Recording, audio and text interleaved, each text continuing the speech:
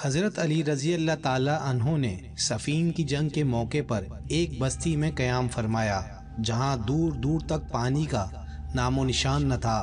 مالک اشتر آپ کی خدمت میں حاضر ہوئے اور عرض کی، امیر المومنین، آپ نے ایسی جگہ قیام فرمایا ہے جہاں دور دور تک پانی کا نام و نشان نہیں۔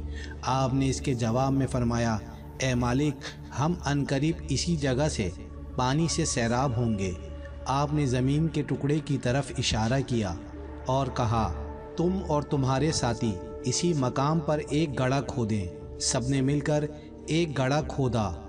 وہاں سے ایک بہت بڑا سیاہ رنگ کا پتھر نمودار ہوا۔ 100 آدمیوں نے مل کر اس پتھر کو ہٹانا چاہا، مگر پتھر ذرہ بھر بھی اپنی جگہ سے نہیں ہلا۔ جناب امیر نے اپنے ہاتھ سے پتھر 40 دور پھینک دیا اور ٹھنڈا پانی ظاہر ہو گیا۔ سب نے خوب سیر ہو کر پانی پیا۔ آپ نے اس پتھر کو اسی مقام پر رکھ دیا۔ آپ کے اصحاب نے اس پر مٹی ڈال کر اسی جگہ کو چھپا دیا۔ لشکر اسلامی اسی مقام سے روانہ ہوا۔ ابھی کچھ ہی فاصلے پر پہنچے تھے کہ آپ نے فرمایا، کیا تم میں سے کون ہے جو اس مقام کو دوبارہ تلاش کرے گا؟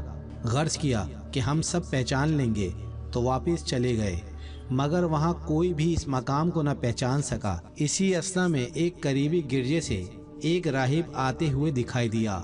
آپ علیہ السلام نے اس کو دیکھ کر فرمایا، تمہارا نام شمون ہے؟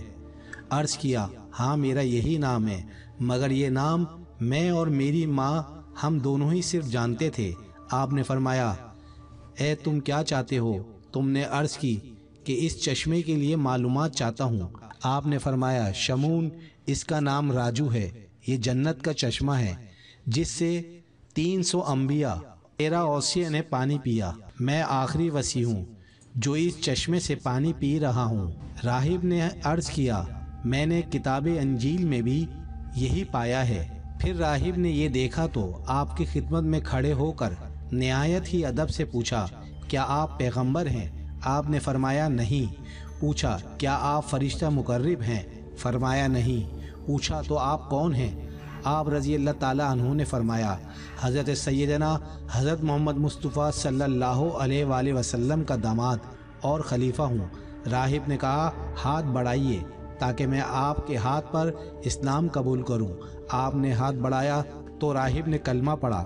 آپ نے راہب سے دریافت کیا، کیا وجہ ہے کہ تم اتنی مدت سے اپنے دین پر قائم تھے اور آج تم نے اسلام قبول کر لیا؟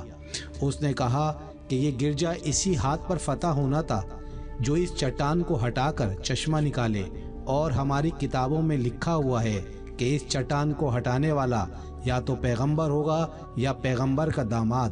جب میں نے دیکھا کہ آپ نے اس پتھر کو ہٹا دیا تو میری مراد پوری ہو گئی اور مجھے جس چیز کا انتظار تھا وہ مل گئی، اور اس طرح راہب مسلمان ہو گیا اور آپ کے ساتھ جنگ صفین میں حصہ لیا۔